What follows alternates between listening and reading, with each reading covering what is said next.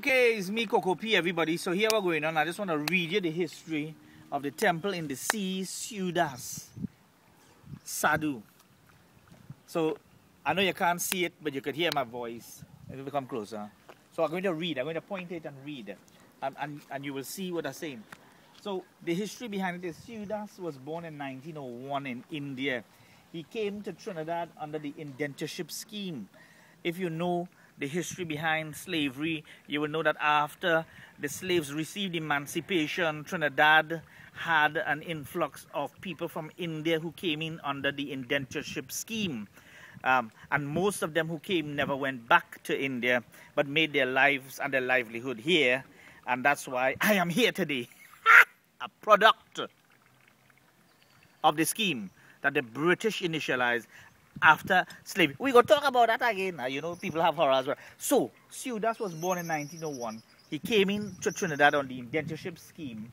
He accepted his return passage to India, but was unable to stay away from the country he came to love and respect as his home, Trinidad. Ciudas was one strong religious and moral believing person.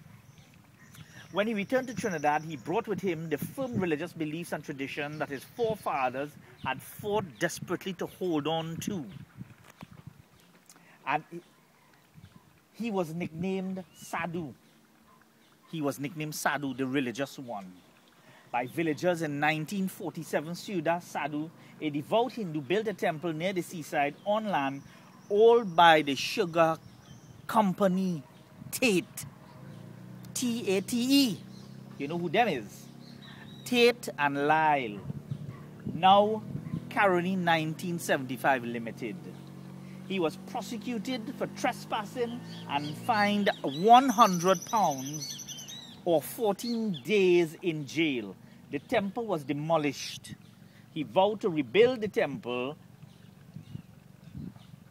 on no man's land and started working towards realizing his dream. His great feat was one of determination.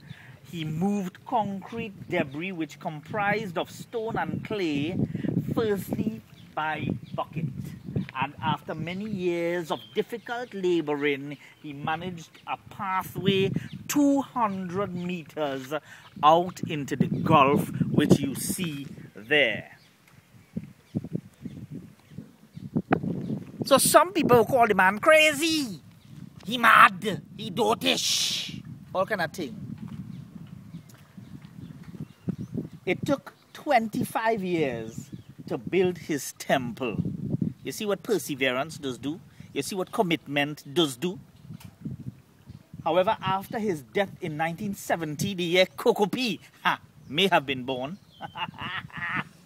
the ocean reclaimed his dream temple, and in 1995, businessmen from central Trinidad, along with the aid of the government in 1995, began the task of rebuilding the temple. They completed the 200 meters pathway into the sea, as well as the temple, in just over 7 months at a cost of £140,000, and if you didn't know, that's approximately 1.4 million TT dollars.